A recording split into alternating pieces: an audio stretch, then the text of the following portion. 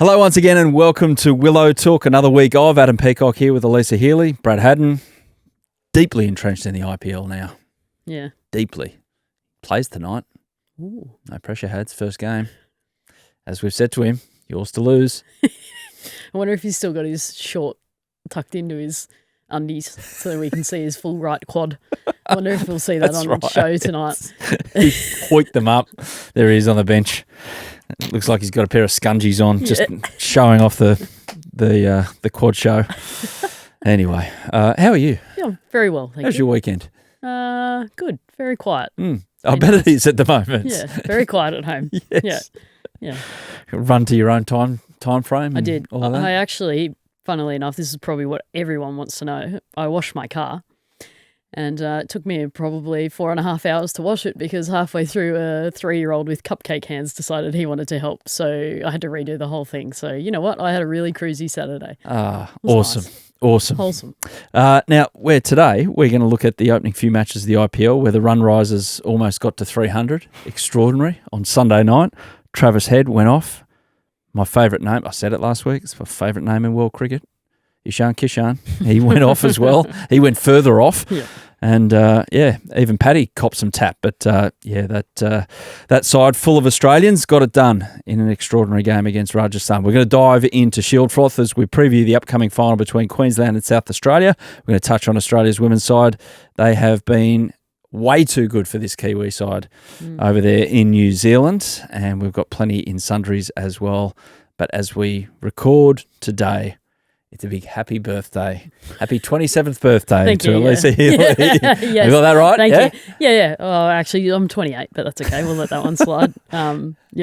Feeling every bit of it. Best present, or you're at the age where as good as you can hope for is maybe a dozen golf balls? Yeah, or a nice bottle of wine. I feel like I'm at that stage in my life. Funnily enough, actually played golf yesterday with some of the ladies and had a drink with them after the round, and one of them bought me about 10 scratchies.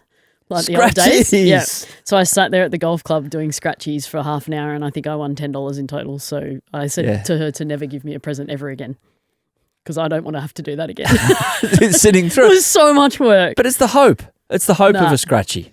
It didn't pay off. The reward was just not there for the effort that I went to. So it's a great gift because it's like gives you that incentive that perhaps something great could be about to happen. Well, she's taking the winning ones back with her to then get $15 more worth of scratchies for me to see if I can win the bigger prize again. So it just seems like a never-ending present, which I'm not sure I'm okay with. It's like one of those Russian things that inside out. Babushka dolls. Yeah, it just keeps going. Yeah. Scratchies, by the way, for our international audience who have got absolutely no idea what we mean, you literally get a coin and scratch a bit of, I don't know what it is actually. What is the scratchy material? I don't know, but it scratch was it all off, over me. And it's like bingo on a little card that you get in a newsage. Anyway, you can win money. That's the thing. And Heels didn't. So it used to be unlucky. fun when I was a kid, but evidently at 35 it's not as cool anymore. Oh, 35 is it? Sorry. 28. It's 28. Now, happy birthday. Thank you. Very happy birthday. Now, remember, hit us up on social media if you want to get in touch with the show by searching Willow Talk Podcast on TikTok and Instagram, and subscribe to the YouTube channel at Listener Sport where you can watch the whole show. Hello to everyone, whatever camera that is, watching on YouTube at Listener Sport. Plus, leave us a review and follow on the Listener app, Apple Pods or Spotify. Just like Hazard did, he loves the pod and says he's a leg spinner who got 13 wickets at 11 in the under-14 purple division. Nice. At 11. That's pretty cool. Tying up an end all season.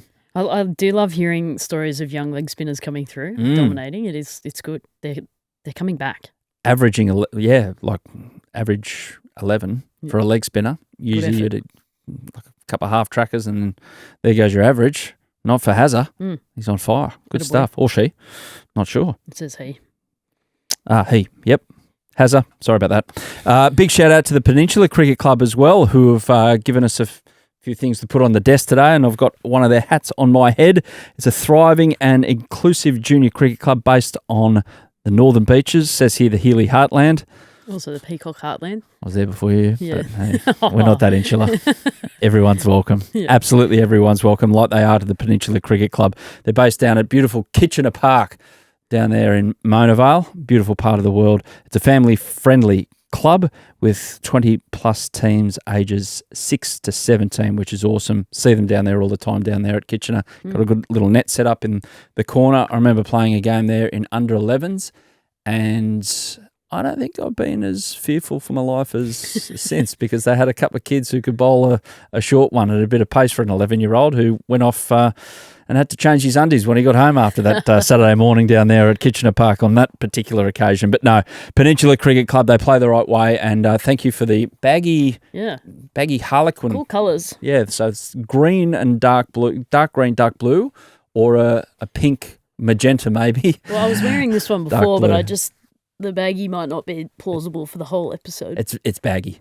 It's baggy. I've got the must be the training cap, and they've sent in a playing strip as well. Just most importantly, got the Sydney Sixers on that. It does as well. It is a shade of magenta that they've sent through. So enjoy your Prezzo, guys, on May 2, and make sure you all come back next season. That's the important thing, ages 6 to 17. Keep playing, keep loving the game. Thank you, Peninsula Cricket Club, for sending them in, and don't forget to send in your club cricket cap, and we'll give them a shout out. Whoever sends them in, go to the episode notes, and the information where to send is right there as Healy adjusts her headwear because she didn't want to wear the baggy. I would like to shout out to the person who left the comment on the video of send us your hats, because who replied to that video with "I'm not sending you mine." I'd just like to shout out to that person, male, female. I don't know who you are, but I'm not sending you mine. Yeah, thanks. Okay, that's all right. We don't want yours. That's the spirit. We want everyone else's. And a continuation of this theme, Sheffield Shield final is on Wednesday at Karen Rolton Road between South Australia and Queensland. Now, ordinarily we tried to line up a guest. Now, training schedules got in the way for South Australia. Mm-hmm. Do have to mention this. This is not a journalist whinging about the fact that they can't get an interview with someone. However, we reached out to Queensland. We really would have loved a Queensland player on, because it's actually 30 years since that iconic game at the Gabba too, that broke that ridiculous drought that they had. Unfortunately, we were let know that a current Queensland player was not available because of the Usman Khawaja situation. This came from the top, the CEO. So it's unfortunate that as adults, we can't ask an adult a question about certain things, but we've been banned. Anyway, Hills, I'll leave it right there. I don't want to get you in trouble. That's just my little... None of that's written down here. I think that's just come off the top of your head, hasn't it? Having a whinge.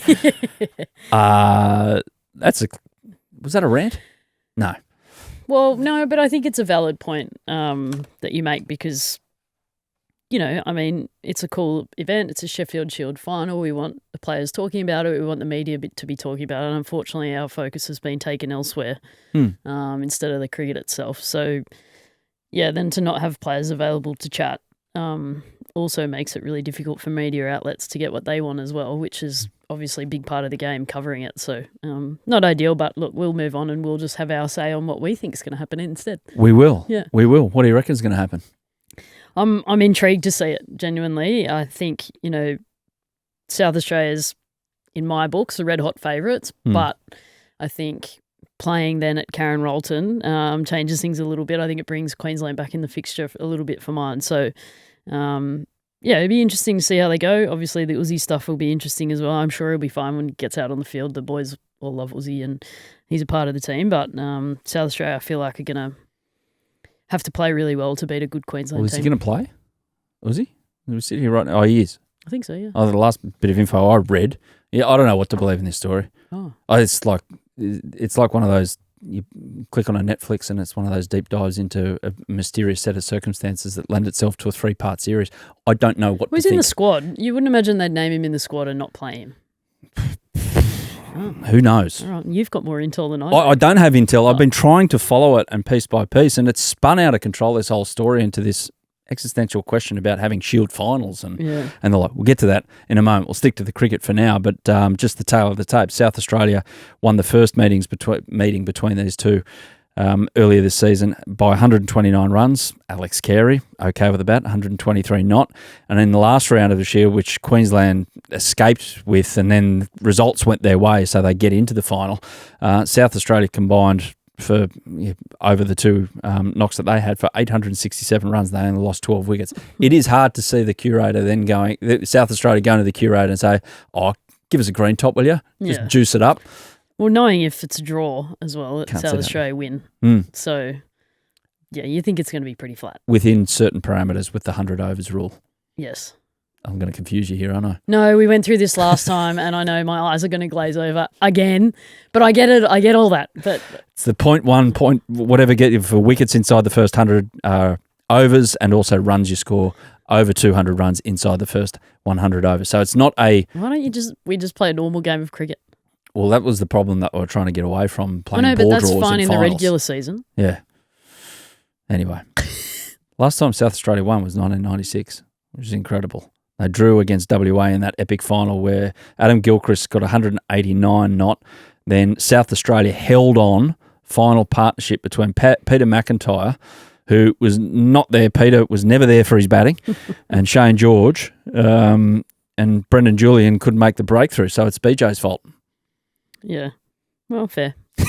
We blame him for everything else, exactly. don't we? Exactly. So this fixture, this matchup has a bit of historical reference because in 1995 there was that, and Uncle Ian wasn't in the squad, but Alan Border was. He'd already retired from international cricket, and he decided he wanted to be a part of it. And you've talked to some Queensland players of the day, and it was unreal having AB around. And gradually, that last day at the Gabba, it filled up, and they smashed South Australia to win that famous Shield, drought-breaking Shield final. I was 5, so I can't really remember that. Can't really remember. Don't think I'd started playing cricket then. Yeah, exactly. Anyway, should there be a Shield final? Yes. Why? Well, I think we want to prepare our domestic cricketers to be playing under pressure more often, and I think you can have a really good season, but then you got to go out there in the final and do it one more time on the big stage. So I definitely think there should be a final. First past the post never really sits great with me.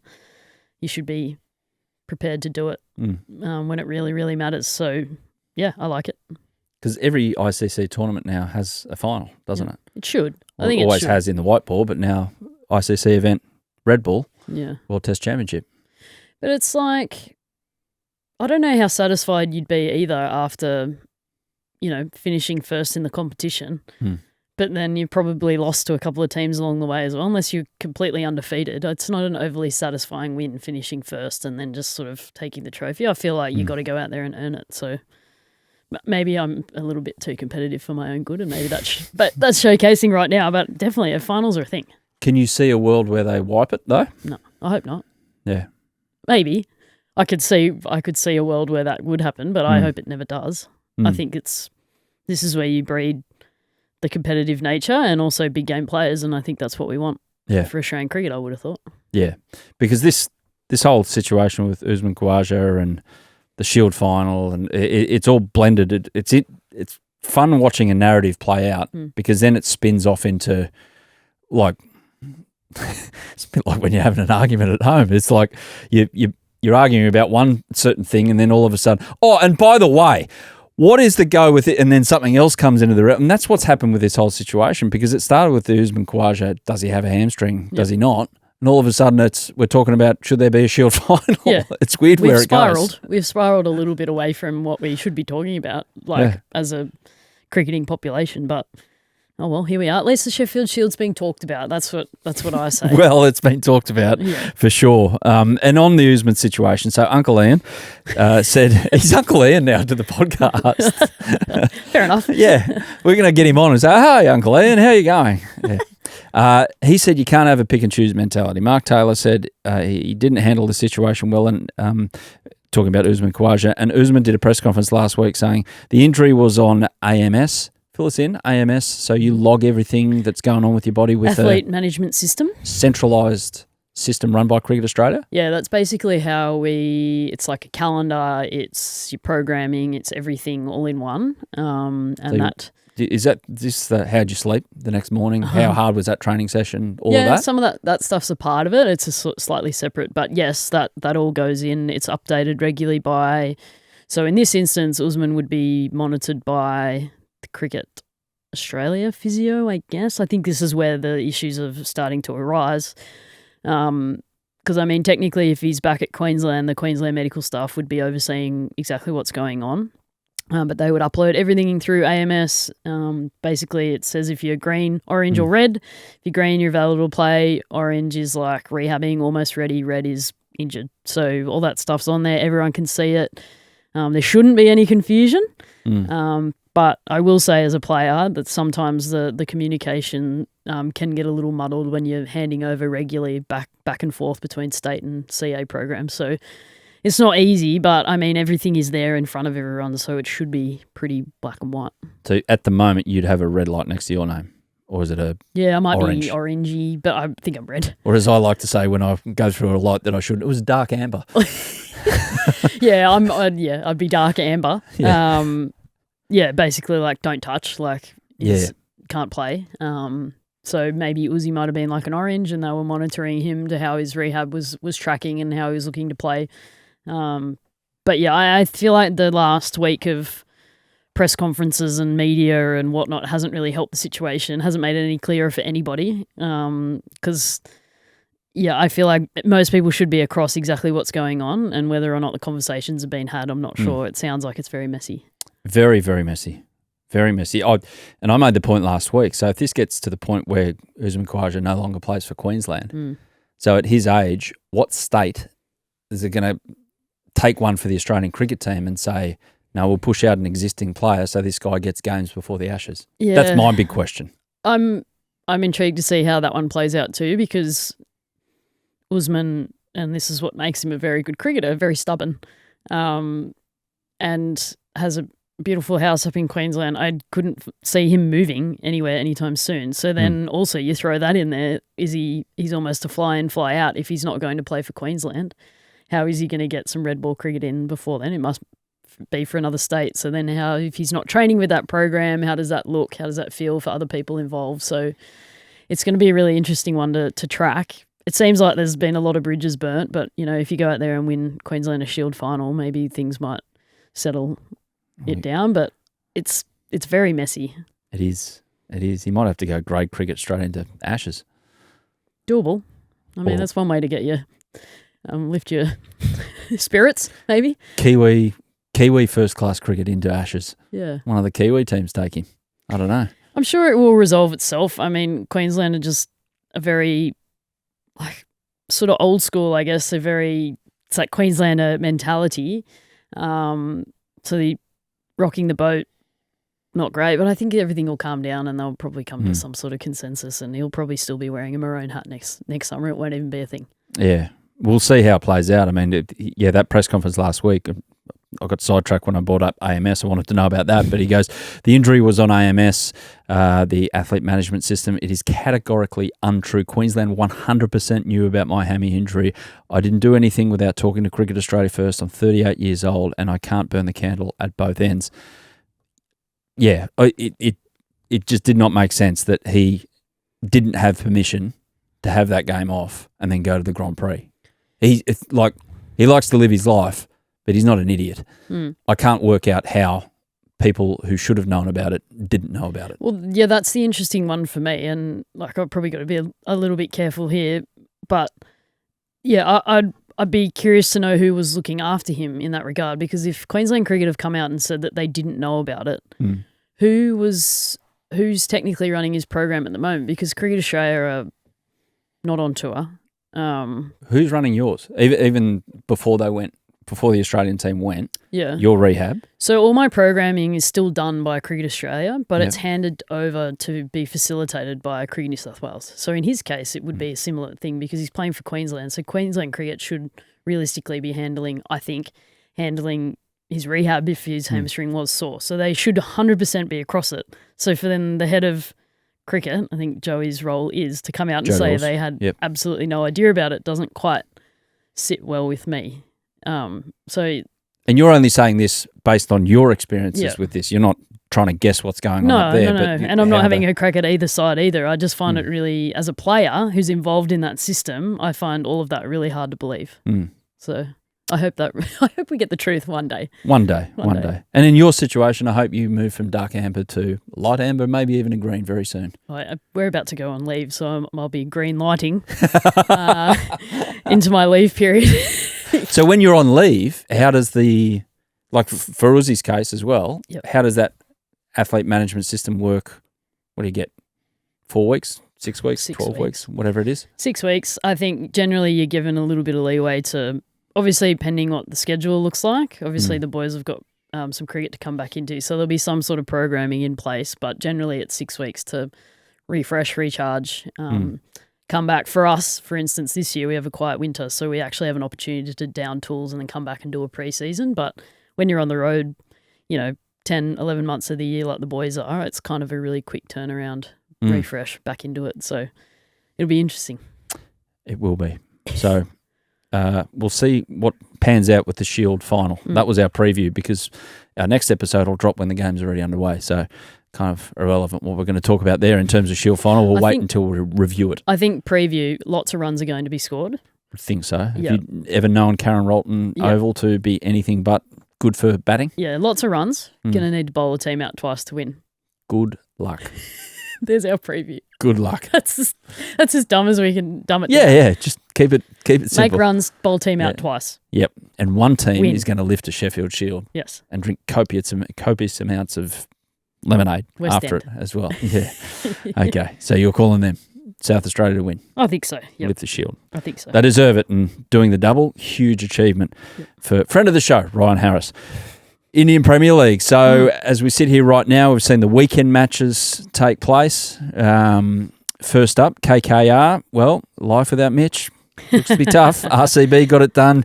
Good innings, good knock first up from Virat Kohli, 59 off 36. Spencer Johnson bowled in that one, none for 31 in his third over. Josh Hazlewood returned, couple of poles and bowled nice and tight, restricting KKR to just 174. So good to see Joshy back. It was something like 16 or 19 dot balls of his 4 overs, which is, when you think about it in T20 cricket, is remarkable. That is hard to do. But like we spoke about leading into it, that he still hasn't bowled at Chinnaswamy yet, so I think that's going to be his real test. But life for after no Phil Salt, no Mitch, looks a little bit more tricky. A lot of pressure on Venkatesh Iyer, who they spent a buttload of money on to keep at the club, at the franchise, I should say. A lot of pressure on him, but nice start, I think, for Josh and RCB, who I think Adam Gilchrist picked would be bottom of the table. Did he? Because they've got too many Englishmen in their side, but that's not very nice. The Aussies standing out, that's all that matters. Okay, so Sunday I had an enjoyable weekend, then just turned the telly on, and what do you know? Sunrisers are playing. What do you know? They're 1 for 106 in the 7th over or something ridiculous, and Travis Head is going absolutely burko. Yep. And Ishan Kishan was just getting going when I turned it on. No surprise here. What a horrible place to try and bowl. Well, yeah, I just don't know why you'd want to be a bowler in the IPL. Like, honestly, what is the point? Especially if you bowl fast, because there's just no room for error one bit. If you slightly miss, it's going for 6 or 4 in this instance. But remarkable ball striking, I will say that wicket is as flat as the Harbour Bridge out the back here. But, I mean, they've got to set it up that way, Hyderabad, for the power that they've got in their lineup, and try and bat teams out of fixtures. I mean, Rajasthan got, 240 in response and still lost by 40 runs. So it's incredible, but they're going to stick to their strengths, and we'll wait and see how that plays for them right around the country. But at this point in time, they're looking pretty good at home. So just to put in context, it was 1 run short of their highest total, which was last year, 287. Yep. This team has 4 of the 5 highest scores. Do you reckon they can crack 300? I think in Hyderabad they will at some point. Far out. Or if they get a chance at Chinnaswamy, I reckon that's one for them as well. It's tiny.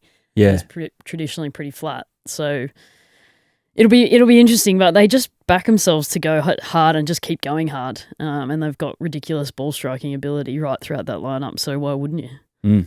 Yeah, I remember when they were playing the IPL in Dubai. Yeah. One of the grounds, or the Emirates, one of the grounds was a postage stamp.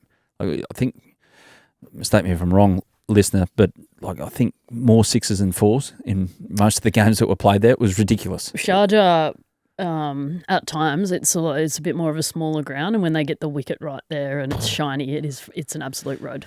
Kagisa Rabada said, you may as well call our sport batting and not cricket if there's no balance. And this is in reference to a couple of bowling figures. So Pat Cummins, none for 60 off his 4 overs. Jofra Archer, most ever runs conceded, none for 76 off his 4 overs. Now, obviously, as Australians, we feel very sorry for one and a little bit sorry for another, but in all seriousness, they are ridiculous figures. Yeah, just quick little shout out to Malcolm Conn. I'm just waiting for the article to come out about how they're paying both of them too much money to... Oh, someone's kept receipts from 12 months ago when a certain bowler rocked up to Kolkata and...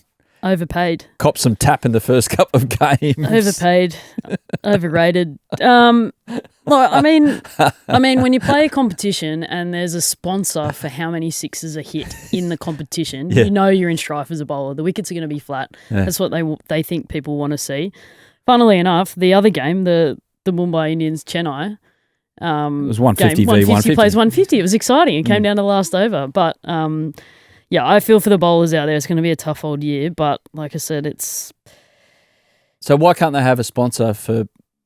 this is a hard one to get through the marketing department. Wickets? Sponsor, no, most dot balls. No, they do. They plant trees for every dot ball. For this, I think it's an RCB thing, but they plant trees. What's the 6s prize then? What's the marketing spin on that one? Not sure. A lot. Cash, is it? Yeah, I'd say so. Yeah. With all due respect to the environment. Yeah. What's the more flamboyant prize there? Well, maybe you could start planting trees for the 6s hit. I mean, that would be cool. Do it all. A lot of barren land. Yeah. Anyway, it's... Friggin' Amazon after this tournament if it was for 6s. Yeah, it's interesting, but I think as the wickets start to tire out and they... It happened last year, didn't it? Yes, and they see how the competition's starting to pan out. It'll be interesting to see how teams adapt to that. Maybe the bowlers end up coming into play a little bit more. Obviously, with some of the rule changes as well, they're allowed to put saliva back on the ball. Oh, they did change that one, did they? Which, quite honestly, doesn't make a huge impact in a T20 game of cricket, but unless you maybe have something else in your mouth. Depends if you've got some mints. Yeah. All of I'm a not sudden, allowed to there's say that, bowls of mints in the change room. It's just incredible what's going on over there. Yeah, but the saliva itself probably not going to do a whole heap. But but I do love the rule. If you're bowling second, you can change the ball once at the 10 over mark. Yeah. So that kind of, they're trying to find ways to negate the due factor and give teams a chance if they are bowling second. I like that rule, and it'll be interesting to see how teams utilise it. Do you take it every time? See, there's a part of me that goes no, because if you can get that ball wet enough that it's harder to hit, if you can hold on to it, obviously if you've got world-class spin, you're probably going to change the ball so they can grip it properly. Yep. But there's a part of me that thinks, get it wet, get it heavy, get it harder to hit for 6, but I think that's yet to be proven around the world, so I think most teams will probably take up the option. Yeah, that other match, by the way, was the Chennai Super Kings got it done against the Mumbai Indians, who are restricted to 155 for the loss of 9 wickets. New look Super Kings in a way, but MS Dhoni was there, and he was there at the end. He didn't trouble the scorers, but he was there at the end. They got him out there, and there was a huge reception for the great man. As always, Rohit Sharma, 19th duck in IPL, tied with Glenn Maxwell for the most ducks. So that little stat, Mitch Starc and the Delhi Capitals, first game as we record tonight. Mm-hmm. So, how's he going in Delhi? He's settled in fine? I wake up each day to a message from Matthew Mott, who sent me a video of something that Mitch has had to do the night before. I think this morning or yesterday I got sent him some vision of Mitch walking down a catwalk with some beautiful feather boa on. So what? Look, don't ask me. I got no idea. Initiation or? It's very funny. No, it must have been some sort of event. I think Mitch was claiming he couldn't peel the back of the fake moustache off, so he went with the boa. Right. But no, he seems to be really enjoying himself. How's his cricket going though? Yeah, he should be right. Okay, fair enough. Well, he hasn't complained about it, so it must be going okay. Okay. They've probably played some golf. Him and Motty get along well, so they'll be fine. He comes up against Lucknow first up, and Mitch Marsh is part of that crew. Yep. Mitch probably just going to bat, or he's only allowed to bat. I'm sure he's going to make the lineup. Yep. Being an import. Yeah. You reckon Mitch sledges Mitch, or No, there'll be some giggling. You watch. They'll just giggle. Yeah, Okay. they'll giggle at one another. It's a very Aussie thing to do. Children. Yep. Drinks break. Back in a sec. We're going to recap Australia's dominance over New Zealand. It's always worth doing that. And in Sundries, Hills is going to break down the technique of a 6-year-old in Pakistan, a young girl, which is simply amazing. Yes, back with Willow Talk. Neglected to mention before as well, we've got some Ask Heels birthday edition questions to get through from the Secret Cricket Club, so we'll get to that in a second. But firstly, Australia in New Zealand, just giving it to New Zealand. They're really missing you over there, Heels. Yeah, I feel not missed. I feel like, but happy for them. Oh, I am completely happy for them, and I've actually been quite drawn to the series. I didn't think I'd really want to watch because when you got FOMO and you want to be there, you don't really want to watch. But I found myself drawn to it just to see the way that the girls have been playing and the way they've gone about it. It's been very, very impressive against the reigning T20 World Cup champions. For us to go over there and put on as good of a show as what we have so far has been very, very good to watch. Is it fair to say that New Zealand peaked late last year?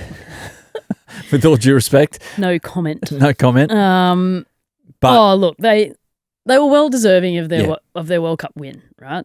They did it. They beat India, most importantly. That was probably the biggest win for them in that World Cup. They had to beat India. They knocked India out in the round games. They lost to us in the round game. And then went on and got the job done. So full credit to them for that. But we pride ourselves as the best team in the world, and we want to showcase that. And I think for us to go over there and do that against them, and probably not be stoked about it as well, want to be even better, I think is a bit scary, hopefully, for everyone. So this is the continuation of the reaction to that, what happened at the World Cup. And yeah, it was one game. Essentially, it came down to it. But that's what we were talking before about why you like Shield finals. You have to do it in the big moment.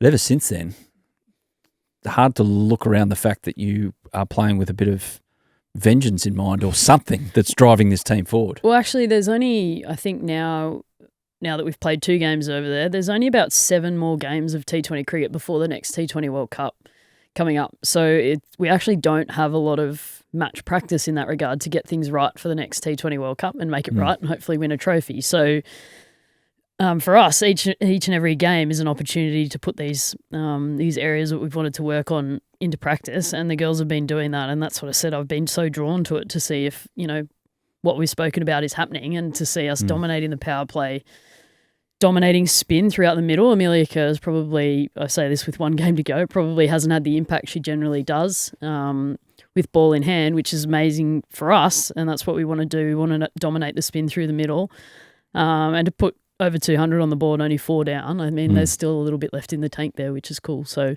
yeah, I'm really pumped with that, and I'm sure the girls are pretty stoked over there as well. Yeah, so they won match 1 pretty comfortably, restricting New Zealand to just 137. And then it was chased down. Beth Mooney, who's been outstanding with the bat in both games.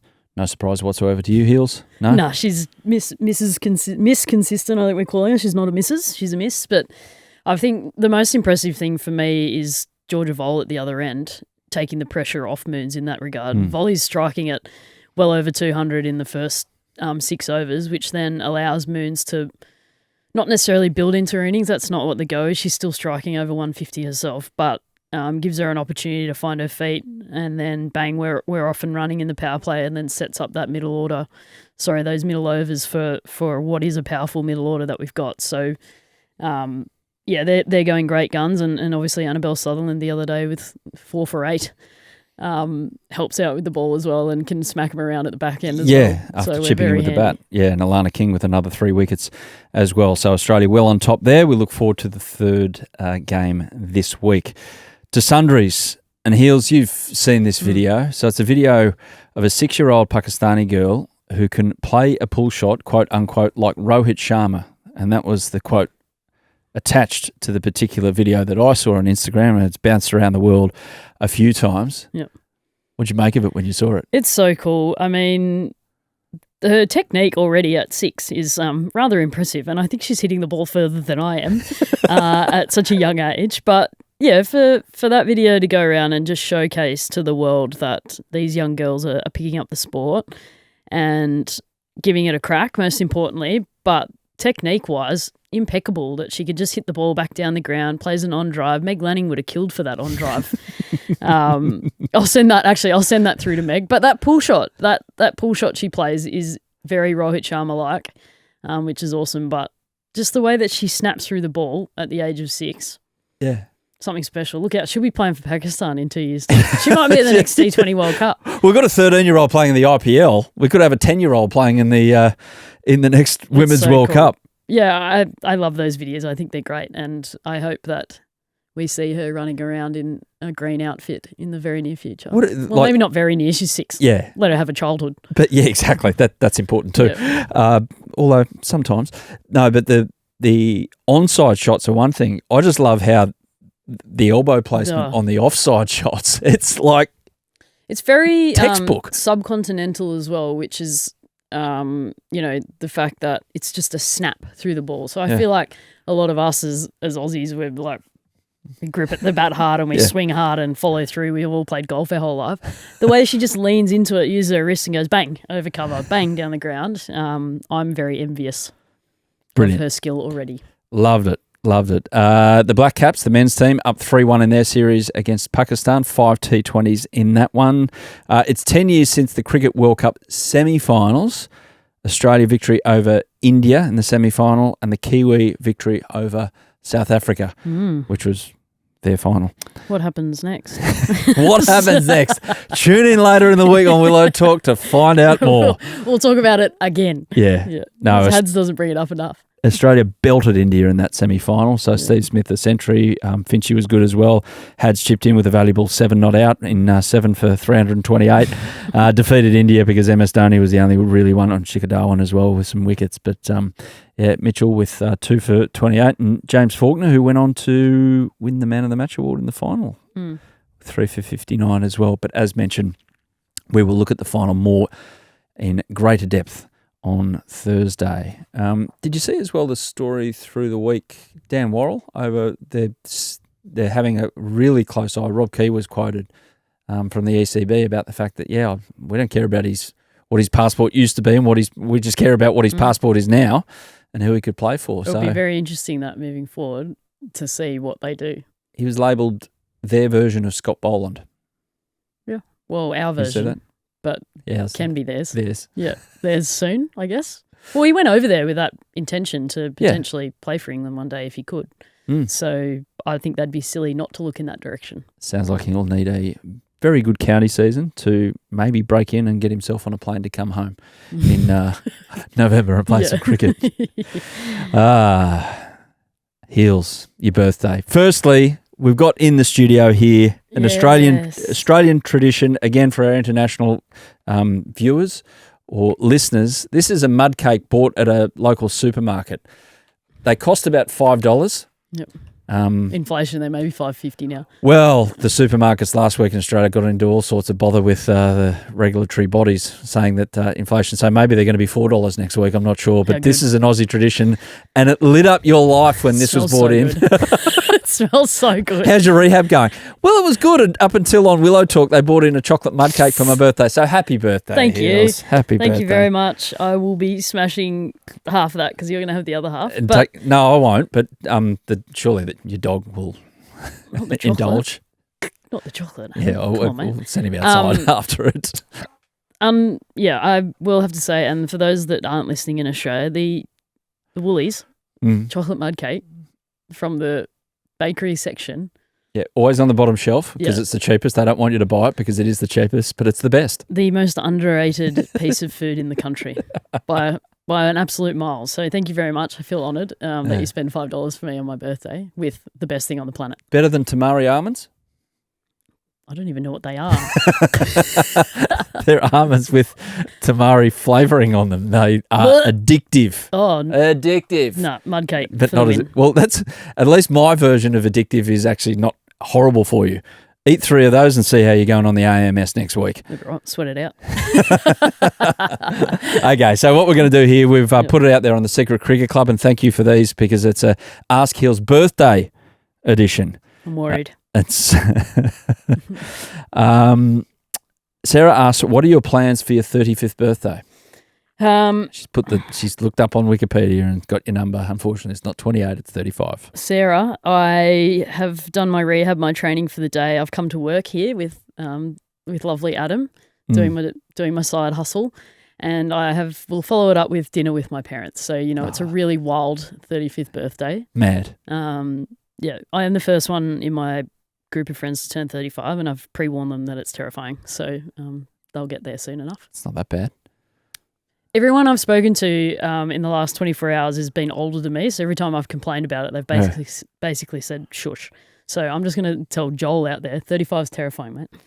Well, I'll tell you, when you get to my age, you can't remember your 35th birthday. Yeah. So somebody did just say this morning that stuff gets better after 35, so it's great. Look forward to it. Maybe mud cake gets better after 35. Well, the mid-30s are just, like, great. Yeah. There's, like, you can still do things, but you got the experience of making mistakes. Yeah. I haven't learnt from mine yet, so we'll wait and see how that unfolds. Okay, fair enough. Simon asks, what job or life situation does it's my birthday get you out of in your household? Like, I'm not doing that. It's well, nothing, because I'm the only one at home, so I can't exactly say it's my birthday. I can't do the chores because they won't get done and it'll be filthy. But I can say, Simon, that nothing. I don't think it's your birthday gets you out of anything. I still had to go to training and rehab, and life never stops just because you turn 35. So sad, Simon, sorry. Kate asks, what's the best present you ever got as a kid, and was it a cricket bat?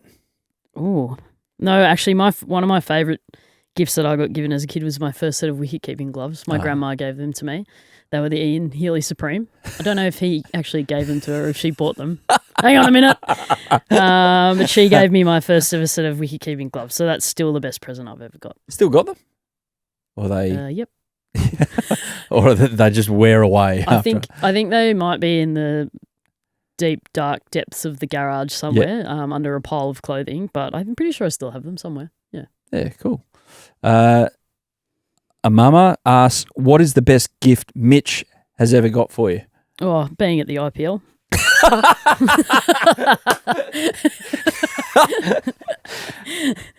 I can't argue with that. I can't follow up with that.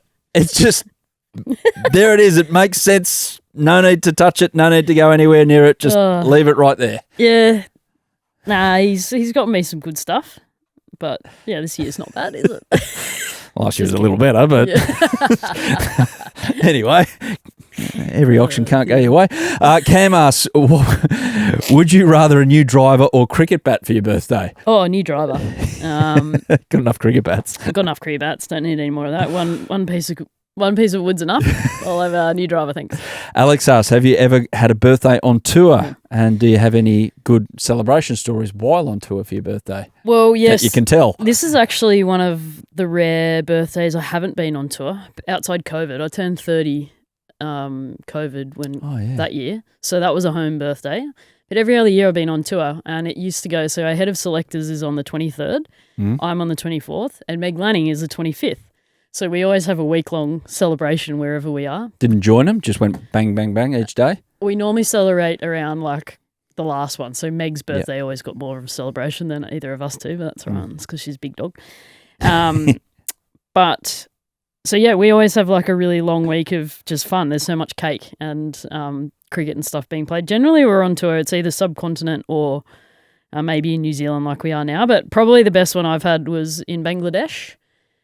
It was my birthday. It was also our security guy's birthday as well. We speak once a year. It's on the 24th of March. Wish one another happy birthday.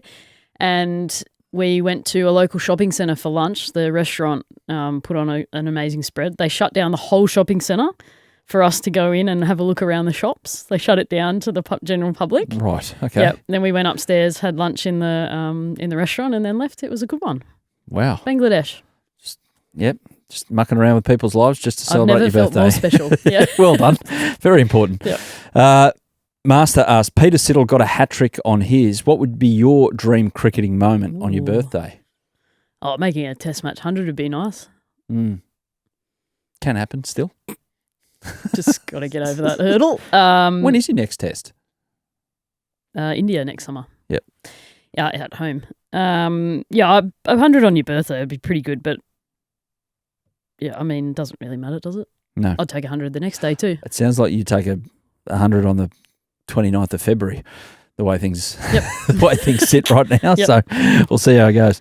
Caitlin asks, where is the most interesting place in the world you've had your birthday? I think you just explained that. Or was there somewhere else where I've had a few in India, actually. Yep. I had a few birthdays in India. But no, Bangladesh probably tops it. Yep.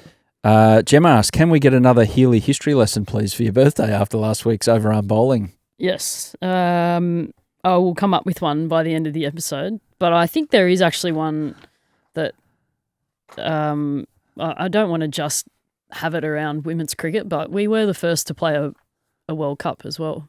Mm. There you go. There's your history lesson right there. But I'll have to come up with some male history lessons as well, because I don't want to just be about the women's game. We're here about equality, and I will come up with a few more. But off the top of my head, I'd also like to bang our chests and say we had the first World Cup. When was that? Now we've got to go and look, don't we? 1983 or 86 or something. Wouldn't have been 83 because that's when the first men's one was. Cricket World Cup. And I'm only doing this now because I don't have time because we're up to our last question in a second. So as I look at that right now, 1973 was the close. first one. There you Yeah, go. only 10 years off. Yeah, 10 years before the blokes. Yep. 10 years is a long time though. Told That's you. impressive. Well, remember what we had this conversation last week about maybe it took them 10 years to listen. There you go. It's usually the case of the realm of the bloke. Yeah. I can't say anymore. I'll just get in trouble. Take the bins out. Yeah, I'll do it. Yeah, no worries. I'll do it. If you haven't done it in 8.3 seconds, it becomes a problem. I will do it. Okay? Like, the guy doesn't come for 12 hours. I'm going to take it out right after this. Oh, dear. Just before I go to bed, and I'm gonna walk in and you're gonna say, have you taken the bins out? And I go, I'm just about to do it right now. And that's in 2 hours' time. It's good to know all the households are the same. Exactly. Our last message. Zach said, happy birthday, Heels. Have a beer on Hads. That is all. Oh, yes, thanks, Zach. It's not Zach Haddon, is it? I would say that's Zach Haddon. Thanks. Who can't have a beer himself, No. but it's good to see that he's thinking of others in this special Surely time. he's got Dad's credit card while I he's hope away. so. I'll come round later. Yeah. I hope so. I think Zach deserves every time Punjab. Do you get win bonuses in the? Yeah, I think The coaching staff get it. Yeah, well, that's down to each different franchises have their own winning measures and bonuses, I think it would be. So, yeah, I'd assume that the staff would get a cut. I'd say for the three Haddon kids, you just got to hit that up every time Punjab win a game in the IPL at the moment. You get the win bonus between you. Yep. You split it 3 ways. That should be. We'll write that into the bylaws of Willow Talk. Heels, happy birthday. Thank you. Enjoy the mud cake. I will.